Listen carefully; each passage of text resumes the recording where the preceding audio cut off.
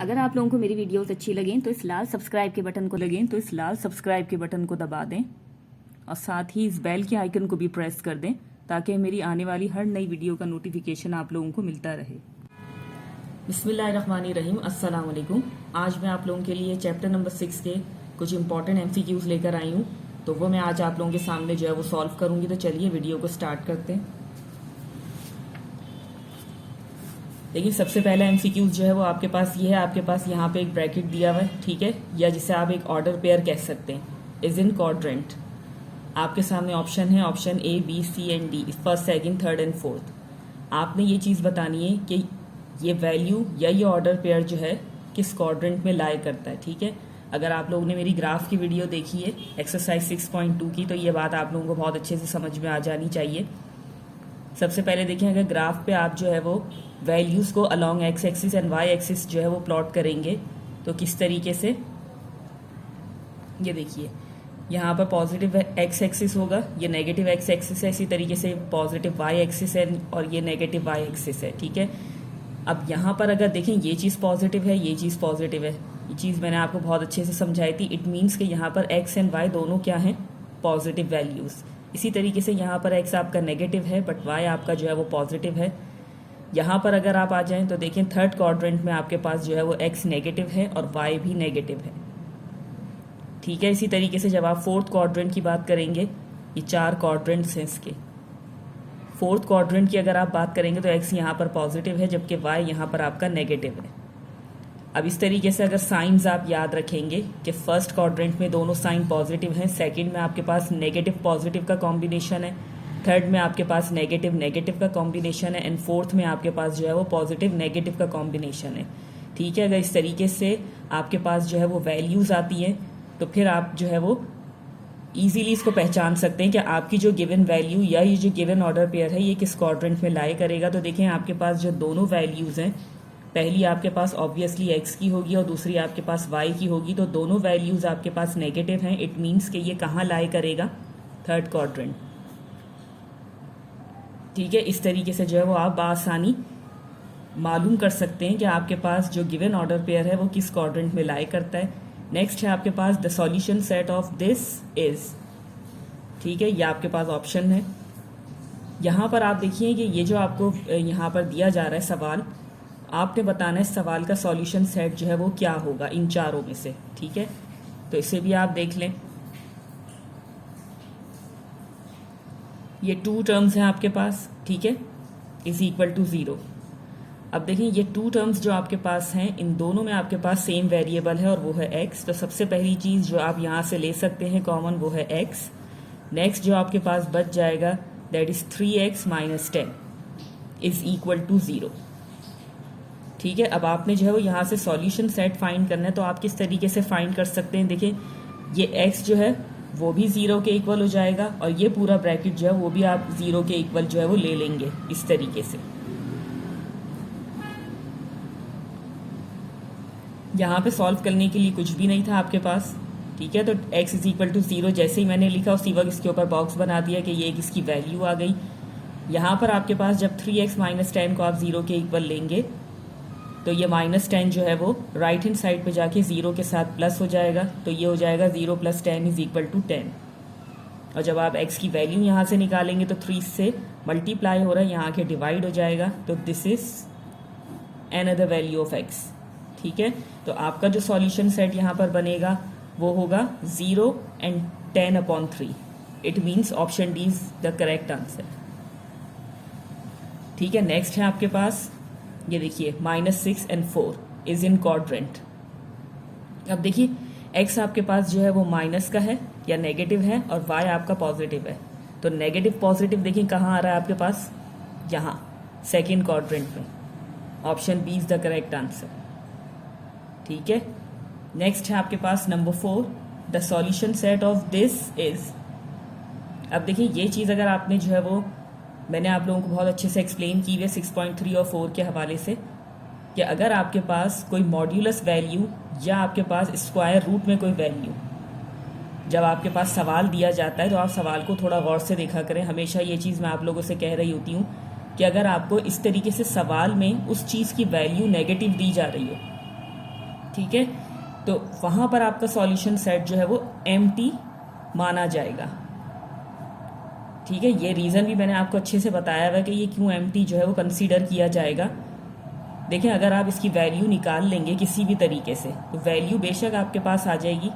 फिलहाल ये मॉड्यूलस में, अगर आपके पास वैल्यू नेगेटिव में है तो आप जो है वो उसका आंसर डायरेक्टली एम्प्टी कंसीडर कर सकते हैं। बट अगर ये चीज़ रूट में हो और आप स्क्वायरिंग करके जो है वो वहाँ से अगर आंसर निकालना भी चाहेंगे तो वेरिफिकेशन में आपके पास जो है वो रिजल्ट सेटिस्फाई नहीं करेगा, या जो वैल्यू आप निकालेंगे वेरिएबल की वो सेटिस्फाई नहीं करेगी। ठीक है, तो इसलिए इस तरीके की सिचुएशन में कि अगर आपके पास मॉड्यूलस हो या रूट हो, वैल्यू आपको जो है वो नेगेटिव में दी जा रही हो तो उसका सेट जो है वो आप एम्प्टी सेट जो है वो उसको अपना आंसर कंसीडर करेंगे। ठीक है, या सॉल्यूशन सेट कंसीडर करेंगे। नेक्स्ट है आपके पास if root x is equals to 9 then x is equal to, अगर आपके पास रूट एक्स 9 के इक्वल है तो एक्स की क्या वैल्यू होगी। ठीक है, तो आप इसको यहाँ देख लीजिए। देखिए, आपने जो है वो यहाँ से x की वैल्यू निकालनी है। इट मीन्स आपने इस रूट को या इस स्क्वायर रूट को जो है वो यहाँ से ख़त्म करना है। तो स्क्वायर रूट को सिर्फ एक चीज़ ख़त्म कर सकती है, जब आप दोनों साइड पे जो है वो स्क्वायरिंग कर देंगे। ठीक है, ये इससे कैंसिल हो जाएगा एंड आपका आंसर आ जाएगा 81। ठीक है, तो ये ऑप्शन सी जो है वो यहाँ पे आपका करेक्ट आंसर होगा। इसके बाद देखें, यहाँ पर आपके पास नंबर 6 में, ठीक है, ये नंबर 6 है आपका, दो आपके पास जो है वो यहाँ पे ऑर्डर पेयर दिए हुए, बीच में आपको ये इज इक्वल टू का साइन नज़र आ रहा होगा। अगर इस तरीके का कोई एमसीक्यूज आपसे पूछा जाता है, सवाल में आगे मजीद इसको जो है वो कंटिन्यू कर रहे हैं, then x is equal to, आपने जो है वो बताना है यहाँ से एक्स की वैल्यू क्या होगी। अगर आपके पास इस तरीके के ऑर्डर पेयर हों, 2 टर्म्स वाले, ठीक है, सिंगल फॉर्म में नहीं है, यहाँ पर आपके पास जो फर्स्ट ऑर्डर पेयर है उसमें जो आपके पास फर्स्ट टर्म है वो 2 टर्म्स पर है। ठीक है, 2 टर्म्स पर मुश्तमिल है। और जबकि अगर आप दूसरा जो है वो उसका ऑर्डर पेयर देखेंगे इज इक्वल टू के साथ, इज इक्वल टू की तरफ जो आपके पास दूसरा ऑर्डर पेयर है वहाँ पे आपके पास सिंगल टर्म है। इसी तरीके से जब आप y की वैल्यू को यहाँ पर देखेंगे तो यहाँ पे आपके पास 2 टर्म्स हैं, यहाँ पर आपके पास जो है वो सिंगल टर्म है। आप बासानी जो है वो यहाँ से x और y की वैल्यू निकाल सकते हैं, बट सवाल की रिक्वायरमेंट है कि आपने सिर्फ और सिर्फ यहाँ से x की वैल्यू जो है वो बतानी है। तो आप क्या करेंगे, ये देखिए, ये स्टार्टिंग वाली टर्म और ये स्टार्टिंग वाली टर्म, या दूसरे लफ्ज़ों में आप कह लें कि आप x की वैल्यू जो है वो फाइंड करने जा रहे हैं, तो आपने ये x की वैल्यू और ये x की वैल्यू, इन दोनों को जो है वो लेना है। ठीक है, हमेशा याद रखिएगा कि जब भी आपके पास कोई ऑर्डर पेयर दिया जाता है तो इस तरीके से ही दिया जाता है, जैसे मैंने आपको जो है वो अभी यहाँ ये चीज़ बताई थी, देखिए क्वाड्रेंट के हवाले से, कि अगर आपके पास कोई ऑर्डर पेयर दिया जाएगा तो वहाँ पे सबसे पहली वैल्यू जो होगी वो x की होगी और दूसरी वैल्यू जो है वो y की होगी। ठीक है, बट यहाँ पर आपके पास नंबर 6 में खुद ही ये चीज़ जो है वो आपको बज़ाहिर जो है वो नज़र आ रही है कि यहाँ पे जो आपके पास फर्स्ट वैल्यू दी हुई है वो x है। ठीक है, यहाँ पर आपके पास जो है वो इस तरफ जो इसका फर्स्ट वैल्यू है वो उसके अंदर भी आपके पास x आ रहा है इत्तफाक से, और यहाँ पर भी आपके पास जो फर्स्ट वैल्यू है उसमें भी x आ रहा है। तो आप इजीली जो है वो इन दोनों को इक्वल कंसीडर करके x की वैल्यू फाइंड कर सकते हैं। किस तरीके से, ये देखिए, ये आ गया आपके पास x + 2। ठीक है, ये फर्स्ट टर्म आपने उठा ली, ये आ गया बीच में इज इक्वल टू का साइन, और यहाँ से भी आपने इसी फर्स्ट टर्म को उठाना है। अब देखें, दोनों साइड पे आपके पास जो है वो x की टर्म मौजूद है। यहाँ पर x जो है वो 2 टाइम्स है, यहाँ पर x जो है आपके पास 1 टाइम है। तो आप क्या कर सकते हैं, इस प्लस वाले x को या इस 1 टाइम x को जो है वो आप यहाँ शिफ्ट करवा देंगे राइट हैंड साइड पे, क्योंकि 2 बड़ा है 1 छोटा है, तो छोटा नंबर जो होगा वो इस बड़े नंबर के पास चला जाएगा। तो यहाँ पे आपके पास सिर्फ 2 रह जाएगा और ये x यहाँ आके प्लस से माइनस हो जाएगा। तो प्लस माइनस माइनस, जब आप 2 में से 1 माइनस करेंगे तो आपके पास आ जाएगा सिंपल x, और x की वैल्यू आपके पास आ जाएगी 2। तो ऑप्शन बी जो है वो हमारा करेक्ट आंसर है। ठीक है, इसी तरीके से देखें, नेक्स्ट है आपके पास नंबर 7। यहाँ पर आपके पास एक वैल्यू दे रहा है आपको 9 - 3 इज इन क्वाड्रेंट और एक्सिस।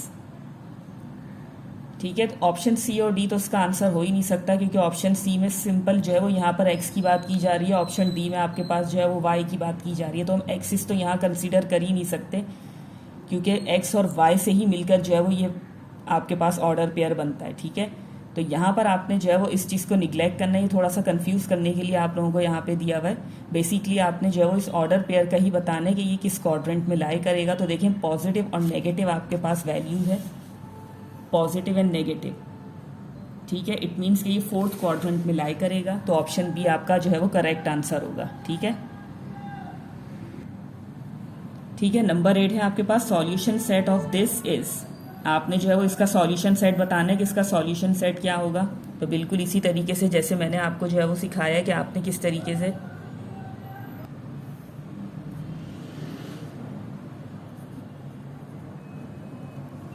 ठीक है, ये सवाल आपने उतार लिया। अब यहाँ से भी आपको बताना है कि जो है सॉल्यूशन सेट क्या होगा। तो आप यहाँ पे सिंपल जो है उसको स्क्वायरिंग ऑन बोथ साइड कर देंगे।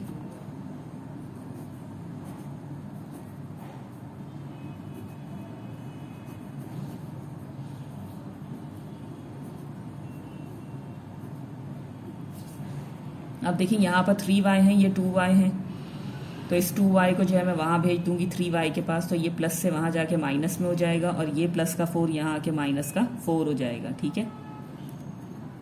तो प्लस माइनस माइनस, यानी कि मैं कांस्टेंट नंबर एक साइड पे कर दिया और वेरिएबल्स एक साइड पे कर दिए, ठीक है।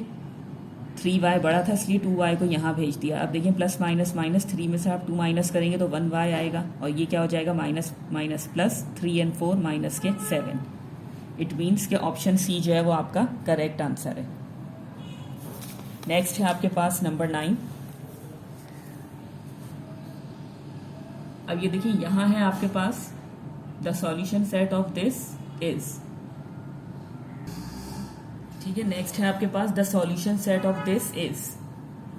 अब इसका सॉल्यूशन सेट आप किस तरीके से फाइंड करेंगे, देखिए मॉड्यूलस में है आपके पास, ये मॉड्यूलस आप यहाँ से रिमूव करेंगे तो क्या हो जाएगा प्लस माइनस 4 आ जाएगा। एक दफ़ा आप ये वैल्यू जो है वो प्लस के साथ ले लेंगे और एक दफ़ा आप ये वैल्यू माइनस के साथ ले लेंगे, ठीक है। -3 वहाँ जाके क्या हो जाएगा प्लस का 3, और ये यहाँ पर भी राइट हैंड साइड पे जाके क्या हो जाएगा प्लस का 3 and y is equal to minus plus minus 4 में से आप 3 माइनस करेंगे तो आपके पास आ जाएगा रिजल्ट -1। तो जो आपका सॉल्यूशन सेट यहाँ पर बनेगा वो होगा 7 और -1, ये देखिए, ठीक है, इस तरीके से। नेक्स्ट है आपके पास यहाँ पे भी देखिए आपके पास जो है वो रूट में एक वैल्यू दी हुई है आपको, बट वो नेगेटिव साइन के साथ है, ठीक है। तो इस तरीके की कंडीशन में आपके पास जो सॉल्यूशन सेट होगा वो क्या होगा, नल या एम्प्टी, ठीक है।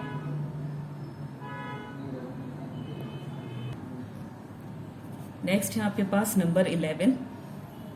आप देखिए इसको, ये चीज यहाँ पर आपके पास जो है वो मॉड्यूलस में आपको -5 नजर आ रहा है, ठीक है, बीच में कॉमा डला हुआ है। इट मीन्स या तो आप इसको मॉड्यूलस -5 भी कह सकते हैं और यहाँ पर आप इसको एब्सोल्यूट वैल्यू ऑफ -5 भी कह सकते हैं, ठीक है। आपने ये चीज बतानी है कि इस एब्सोल्यूट वैल्यू ऑफ -5 की क्या वैल्यू है, ठीक है, या इस -5 पे जो आपको मॉड्यूलस नजर आ रहा है इसकी वैल्यू इनमें से क्या है, ठीक है। तो जब आप एब्सोल्यूट वैल्यू किसी भी नंबर की जो है वो अगर आपने एब्सोल्यूट वैल्यू निकालनी होती है तो वो चीज़ क्या होती है आपके पास, चाहे आपके पास वो नंबर मॉड्यूलस में किसी भी साइन के साथ हो, चाहे पॉजिटिव साइन के साथ हो या नेगेटिव साइन के साथ हो, याद रखिएगा उसकी एब्सोल्यूट वैल्यू जो है वो हमेशा पॉजिटिव ही होगी, चाहे नंबर आपका नेगेटिव हो चाहे पॉजिटिव हो।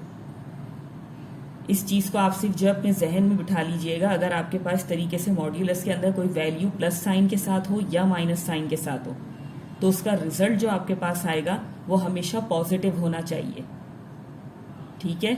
इट मीन्स कहने का देखिए यहाँ पर ये मतलब है कि ऑप्शन ए आपके पास दिया हुआ है -5, तो ये आंसर नहीं होगा। और ये जो डबल साइंस आपके पास दिए हुए ये भी आपका आंसर नहीं है। ऑप्शन डी करेक्ट है। और वो किस तरीके से, ये देखें यहाँ पर आपको ये 2 साइंस नजर आ रहा है। इट मीन्स आपने -5 का एब्सोल्यूट वैल्यू बतानी है, तो -5 अगर आपके पास जो है वो सवाल में दिया हुआ है, इट मीन्स कि आप उसको जो है वो माइनस से मल्टीप्लाई करेंगे। जब आप इसे माइनस से मल्टीप्लाई करेंगे तो ये क्या हो जाएगा माइनस माइनस प्लस, और आपका जो रिजल्ट आ जाएगा वो क्या आ जाएगा +5। तो याद रखिएगा कोई भी आपके पास नंबर हो x y z, अगर आपके पास वो नंबर पॉजिटिव है या नेगेटिव है याद रखिएगा उसकी एब्सोल्यूट वैल्यू जब आप निकालेंगे तो हमेशा उसे पॉजिटिव ही होना चाहिए, ठीक है। यहाँ पर आपके पास वैल्यू -5 थी, ठीक है। आपने अगर इस चीज़ को पॉजिटिव करना है तो पॉजिटिव आप कैसे कर सकते हैं कि आप माइनस से उसको मल्टीप्लाई करेंगे तो माइनस माइनस जो है वो प्लस ही बनेगा, ठीक है। ये चीज़ आप हमेशा अपने जहन में रखिएगा। किसी भी चीज़ की आपके पास अगर एब्सोल्यूट वैल्यू आपको जो है वो बतानी हो कि किसी भी नंबर की, चाहे वो नंबर पॉजिटिव हो या नेगेटिव हो, तो उसकी एब्सोल्यूट वैल्यू क्या होगी, तो हमेशा याद रखिएगा वो नंबर हमेशा पॉजिटिव होना चाहिए, वही आपका जो है वो करेक्ट आंसर होगा। नेक्स्ट है इसके बाद आपके पास नंबर 12। यहाँ पर आपने बताना है कि solution set of this is, इस चीज़ का जो है वो सॉल्यूशन सेट क्या होगा। आपके पास सॉल्यूशन सेट यहाँ पे 3 दिए हुए, चौथा ऑप्शन है आपके पास नन ऑफ दीज। आपने बताना है कि ये 3 तरीके हैं, इनमें से कौन सा तरीका जो है वो सही है इसका सॉल्यूशन सेट लिखने का। तो देखिए ऑप्शन बी में आपके पास वेरिएबल एक्स यूज हो रहा है, ठीक है, जबकि सवाल में आपके पास जो है वो वेरिएबल वाई है, तो ऑप्शन बी जो है वो यहाँ पे हो ही नहीं सकता, ठीक है।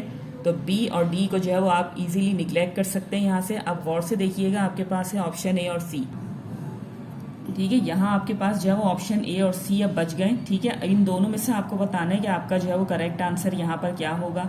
देखिए जब आप y की वैल्यू यहाँ से निकालेंगे तो y जो है वो 2 से मल्टीप्लाई हो रहा है, या 2 जो है वो y से मल्टीप्लाई हो रहा है, ठीक है। 2 जो है वो यहाँ पर इस y से मल्टीप्लाई हो रहा है राइट हैंड साइड पे, या इज ग्रेटर देन के राइट पे जो भी आपके पास नंबर है, जब उसके पास जाएगा ये नंबर यहाँ से, तो यहाँ पर ये मल्टीप्लाई हो रहा है, वहाँ जाके क्या हो जाएगा इस तरीके से डिवाइड। तो आपके पास जो आंसर आएगा वो क्या होगा, y की वैल्यू क्या हो जाएगी, y इज ग्रेटर देन 5/2। ये दोनों आंसर तकरीबन सेम है, सिर्फ और सिर्फ यहाँ पे साइन का डिफरेंस है, ये हो गया लेस देन और ये हो गया ग्रेटर देन। तो आपके पास जो आंसर है वो ग्रेटर देन में ही होगा। इट मीन्स कि ऑप्शन सी जो है वो आपके पास करेक्ट आंसर है, ठीक है। यहाँ कोई मॉड्यूलस तो था नहीं, अगर मॉड्यूलस होता तो उस हिसाब से फिर हम जो है वो देखते, बट यहाँ पर आपके पास अगर ग्रेटर देन है तो इट मीन्स कि जो आंसर में आप लिखेंगे या जो आंसर में आप मेंशन करेंगे वो ग्रेटर देन का ही साइन होना चाहिए। नेक्स्ट है आपके पास the solution set of the simultaneous equation this and this is, ठीक है। यहाँ पर आपके पास जो है वो 2 इक्वेशंस है, इन 2 इक्वेशंस को आप एट अ टाइम जो है वो सॉल्व करेंगे। ये 2 साइमल्टेनियस इक्वेशन है, आपने इनका जो है वो सॉल्यूशन सेट बताना है कि इनका सॉल्यूशन सेट क्या होगा। तो आप किस तरीके से जो है वो इनका सॉल्यूशन सेट फाइंड कर सकते हैं, ये चीज़ भी मैंने आपको बहुत अच्छे से सिखाई है। देखिए 2 इक्वेशंस हैं आपके पास, सबसे पहले अगर आप इनको ऐड कर लेंगे तो ऐड करने से ये क्या हो जाएगा, प्लस माइनस ये आपस में कैंसिल हो जाएंगे। ये 2x और 1x कितने हो जाएंगे, 3x, एंड ये हो जाएंगे आपके पास 7 + 5 12, ठीक है। दोनों इक्वेशंस को आपने सबसे पहले ऐड कर लिया। ऐड हम क्यों कर रहे हैं, क्योंकि यहाँ पर आप गौर से देखिएगा x के साथ आपके पास फर्स्ट इक्वेशन में जो कोफिशिएंट है वो है 1 और सेकेंड इक्वेशन में आपके पास x का कोफिशिएंट है 2, ठीक है। इट मीन्स कि ये दोनों सेम नहीं हैं कोफिशिएंट के हवाले से। बट अगर आप y की वैल्यू को देखें तो y आपके पास इक्वेशन 1 में पॉजिटिव है और इक्वेशन 2 में आपके पास y जो है वो नेगेटिव है विथ सेम कोफिशिएंट, ठीक है। तो दोनों इक्वेशंस को ऐड करने से क्या होगा कि ये आपस में प्लस माइनस कैंसिल हो जाएंगे और इस तरीके से आपके पास जो है वो x की वैल्यू ईजिली आप निकाल सकते हैं, ठीक है। तो आपके पास x की वैल्यू आ गई 4। अब आप इस x की वैल्यू 4 को किसी भी इक्वेशन में डाल सकते हैं। यहाँ पर मैंने देखिए इक्वेशंस को ऐड इसीलिए किया क्योंकि ऑपोजिट साइन है, कैंसिल हो जाएंगे। सब्ट्रैक्ट क्यों नहीं किया, क्योंकि सब्ट्रैक्ट करने से साइन जो है वो चेंज हो जाता है इसका, और यहाँ पे कुछ कैंसिलेशन नहीं होता, ठीक है। क्योंकि आप लोगों के माइंड में ये सवाल हो सकता है कि मैं ऐड ही क्यों कर रही हूँ, सब्ट्रैक्ट मैंने क्यों नहीं किया। तो सब्ट्रैक्ट करने का यहाँ कोई फ़ायदा नहीं था। अगर मैं सब्ट्रैक्ट करती तो ये माइनस से जो है वो प्लस साइन हो जाता और कुछ भी यहाँ पे कैंसिल नहीं होता। ऑपोजिट साइन का हमेशा फ़ायदा यही होता है कि नंबर अगर सेम है, साइन ऑपोजिट है, तो वो कैंसिल हो जाएंगे और इस तरीके से दूसरे वेरिएबल की वैल्यू जो है वो आप इजीली निकाल सकते हैं। अब देखें ये जो x आपके पास 4 आ गया। अब आप इस x को किसी भी इक्वेशन में, चाहे इक्वेशन 1 में डाल दें चाहे इक्वेशन 2 में डाल दें, तो वहाँ से आपको जो है वो y की वैल्यू भी मिल जाएगी। तो मैं इसको इक्वेशन नंबर 1 में डाल दूंगी क्योंकि वो लीनियर है, लीनियर भी है, दूसरा इक्वेशंस तो बाज़ाहिर दोनों ही लीनियर हैं, बट आपके पास यहाँ पर x जो है वो सिंगल फॉर्म में और y भी आपके पास सिंगल फॉर्म में, ठीक है। तो देखिए x की जगह आप क्या रख सकते हैं 4, और y की वैल्यू जो है वो यहाँ पे इजीली निकल आएगी। ये देखें 5 ऑलरेडी यहाँ मौजूद था, ये +4 वहाँ जाके -4 हो जाएगा और आपके पास y की वैल्यू आ जाएगी 1। इट मीन्स कि आपका जो यहाँ पर ऑर्डर पेयर बनेगा वो होगा 4 और 1, ठीक है। इस तरीके से जब आप इसका सॉल्यूशन सेट लिखेंगे तो सॉल्यूशन सेट आप किस तरीके से लिखेंगे, ये, ठीक है, 4 और 1। यहाँ पर देखिए आपके पास ऑप्शन ए जो है वो भी 4 और 1 है, बट हमने इसी चीज़ को क्यों लिखा, देखें इस चीज़ का आप ख्याल रखिएगा। अगर आप साइमल्टेनियस इक्वेशंस को सॉल्व कर रहे हैं और उनकी मदद से, ठीक है, जब आप साइमल्टेनियस इक्वेशंस को सॉल्व करके उनकी मदद से जो है वो आप सॉल्यूशन सेट फाइंड करते हैं, तो याद रखिएगा कि इसको लिखने का तरीका ये होगा, ठीक है, क्योंकि यहाँ पे आपको जो है वो इक्वेशंस दी हुई थी, आपने उन इक्वेशंस की मदद से जो है वो एक ऑर्डर पेयर निकाला। ऑर्डर पेयर फाइंड करने के बाद सवाल था आपका सॉल्यूशन सेट, तो उसको लिखने का तरीका आपके पास ये होगा कि आप उसको विद इन ब्रैकेट लिखेंगे, कर्ली ब्रैकेट, ठीक है। तो आप इसको इस फॉर्म में नहीं लिख सकते, इस चीज़ का जो है वो आप ध्यान रखिएगा, क्योंकि आपके पास कोई सिंगल इक्वेशन नहीं थी। अगर आप सिंगल इक्वेशन या किसी भी सिंगल चीज़ की मदद से जो है वो सॉल्यूशन सेट फाइंड करते हैं, आप डायरेक्टली इसको इस तरीके से लिख देते हैं। बट अगर आपके पास कोई साइमल्टेनियस इक्वेशन है तो आप इस तरीके से जो है उनका ऑर्डर पेयर लिखिएगा, ठीक है, ब्रैकेट्स बना के। नेक्स्ट है आपके पास नंबर 14, x + 1 = 0। अब देखिए यहाँ पर आपके पास जो है वो ऑप्शन है, क्या ये क्वाड्रेटिक इक्वेशन है, नॉन लीनियर इक्वेशन है, लीनियर इक्वेशन है और इर्रेशनल इक्वेशन है। तो ये यहाँ पर जो है वो ऑप्शन सी आपका करेक्ट आंसर है, ये लीनियर इक्वेशन है। लीनियर इसे देखिए क्यों कह रहे हैं, क्योंकि देखिए इस इक्वेशन में आपके पास जो वेरिएबल है वो सिंगल फॉर्म में, ठीक है। याद रखिएगा अगर यहाँ पर y भी होता, 1 ना होता, 1 की जगह y होता और y की ऊपर आपको एक्सपोनेंट जो है वो 1 होता, तो उस कंडीशन में भी आपके पास ये इक्वेशन जो है वो लीनियर ही कहलाती, ठीक है, क्योंकि वेरिएबल के ऊपर जो है वो एक्सपोनेंट आपके पास सिंगल फॉर्म में, स्क्वायर, क्यूब या 4th 5th फॉर्म में नहीं है, ठीक है। तो इस तरह की इक्वेशन जहां आपके पास जो है वो वेरिएबल का एक्सपोनेंट आपको 1 नजर आ रहा हो, दैट इज लीनियर इक्वेशन, ठीक है। नंबर 15 है आपके पास,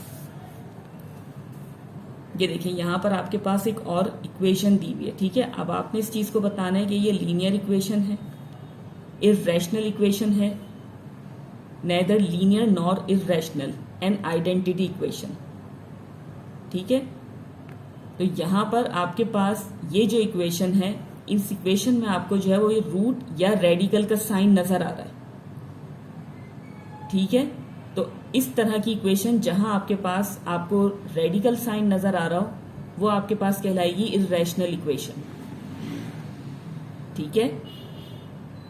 अगर यहाँ पे रूट नहीं होता तो ये लीनियर इक्वेशन होती, बट यहाँ पर आपके पास जो है वो रूट आपको नजर आ रहा है, तो आप उसे जो है वो इर्रेशनल इक्वेशन कहेंगे, या ये इक्वेशन जो है वो इर्रेशनल इक्वेशन कहलाएगी। और दूसरा इसका नाम है रेडिकल इक्वेशन, ठीक है, क्योंकि यहाँ पे रेडिकल साइन मौजूद है दोनों टर्म्स पे। तो इस चीज को जहन में रखिएगा, आप इसे इर्रेशनल इक्वेशन भी कह सकते हैं और रेडिकल इक्वेशन भी कह सकते हैं, क्योंकि यहाँ पर रूट है, ठीक है। नेक्स्ट है आपके पास, ये देखिए ये एक इक्वेशन है, will remain quadratic equation if. ये इक्वेशन आपको इस फॉर्म में नजर आ रही है, ठीक है। ये आपके पास क्वाड्रेटिक इक्वेशन ही रहेगी अगर, अब देखें इसमें से आपके पास यहाँ 4 ऑप्शन है, a is not equal to 0, b और c दोनों 0 हो जाए, a आपके पास 0 नहीं होना चाहिए, b और c अगर आपके पास 0 हैं तो भी, अगर a आपके पास 0 है, b और c आपके पास 0 नहीं है, a आपका 0 नहीं है और c आपका 0 हो, या बोथ a एंड c। यानी कि कहने का मतलब ये है कि देखिए यहां पर आपके पास ये कोफिशिएंट्स दिए हुए, ठीक है, ये a b, ये इन x² और x के कोफिशिएंट्स हैं, ठीक है, जबकि c जो है वो यहाँ पे कांस्टेंट नंबर, ये एक क्वाड्रेटिक इक्वेशन है, ठीक है, सबसे पहली चीज आप इसे जहन में रखें, स्टैंडर्ड फॉर्म में मौजूद एक क्वाड्रेटिक इक्वेशन है। स्टैंडर्ड फॉर्म में इसलिए है कि यहाँ पे इक्वल टू 0 है। ठीक है, तो ये आपके पास एक क्वाड्रेटिक इक्वेशन है और ये क्वाड्रेटिक कब तक रहेगी? देखिए, क्वाड्रेटिक इक्वेशन के लिए आपके पास ये चीज का होना जरूरी है कि ए आपके पास 0 ना हो। जो बेसिकली यहाँ पे रिक्वायरमेंट होती है इस चीज के लिए कि आपके पास ए 0 ना हो। बी और सी अगर आपके पास 0 है वो एक बात की बात है, बट आपके पास ए जो है वो 0 ना हो। तो अगर आप ऑप्शंस के हवाले से बात करें या ऑप्शन को कंसीडर करें तो देखिए सिर्फ ऑप्शन बी ऐसा है कि जहाँ पर ए जो है वो 0 है। ठीक है, बट ऑप्शन ए और सी के अगर हवाले से आप बात करें तो यहाँ पर आपके पास ए जो है वो नॉट इक्वल टू 0 है। इट मीन्स कि ऑप्शन डी को अगर आप कंसीडर करें तो यहाँ लिखा हुआ है बोथ ए एंड सी, यानी कि ये दोनों ऑप्शंस जब तक यहाँ रहेंगे तो आपके पास ये क्वाड्रेटिक इक्वेशन ही रहेगी। ए आपका 0 ना हो, बी और सी अगर आपका 0 हो जाता है वो एक अलग चीज़ है, बट ए आपका 0 ना हो तब भी ये आपके पास क्वाड्रेटिक इक्वेशन ही रहेगी या क्वाड्रेटिक इक्वेशन ही कहलाएगी। तो ऑप्शन डी जो है वो आपका करेक्ट आंसर होगा। ठीक है, नेक्स्ट है आपके पास the roots of the equation. ये आपके पास जो है इक्वेशन दी हुई है, आपने बताना है कि इन चारों में से इसका रूट क्या होगा, कौन सा ऑप्शन जो है वो आपके पास इनमें से करेक्ट होगा। तो थोड़ा सा आप जो है उसको सिंप्लीफाई कर लेंगे। देखिए यहाँ पर आपके पास है a x square plus b x and minus सी।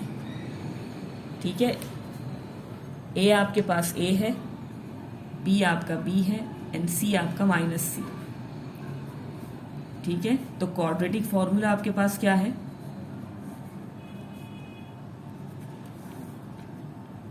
ये आपके पास जो है वो क्वाड्रेटिक फॉर्मूला है। माइनस ये साइन आ गया, बी की जगह क्या रखेंगे आप? बी। ठीक है, बी जो है वो आपका बी ही है।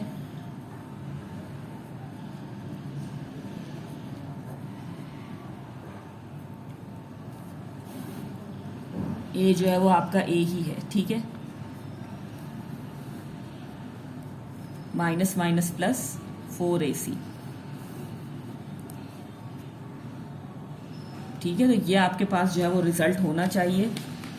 तो अब ये देख सकते हैं आप यहाँ पे, ये देखिए ऑप्शन सी जो है वो आपका करेक्ट आंसर है, minus b plus minus root b square plus 4ac upon 2a। ठीक है, इस तरीके से आप जो है उसको सॉल्व करके देख सकते हैं कि इस इक्वेशन के रूट्स क्या होंगे। नेक्स्ट है आपके पास नंबर 18। यहाँ पर आपके पास दो ब्रैकेट्स दिए हुए, is equal to 0 then x is equal to. अब आपने बताना है कि देखिए यहाँ पर आपके पास जो है वो दो ब्रैकेट्स 0 के इक्वल हैं, तो इसमें से x की वैल्यू क्या होगी। तो आपने यहाँ पर कुछ नहीं करना, चूंकि ये 0 के इक्वल है तो आप क्या करेंगे, इन दोनों ब्रैकेट्स को अलग अलग 0 के इक्वल ले लेंगे इस तरीके से। ये ब्रैकेट भी 0 के इक्वल है, ये ब्रैकेट भी 0 के इक्वल है।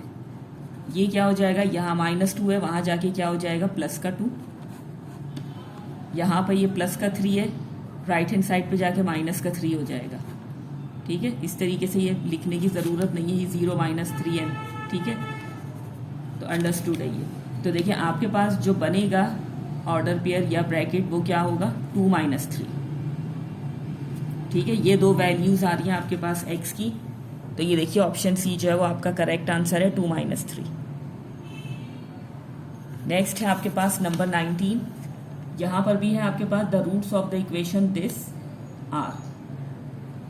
ये भी आपको बताना है कि इन चारों में से आपके पास कौन सा आंसर जो है वो करेक्ट होगा। बिल्कुल इसी तरीके से आप इसको भी जो है वो देख सकते हैं। ए आपका ए है, बी आपका -b है एंड सी आपका जो है वो सी है।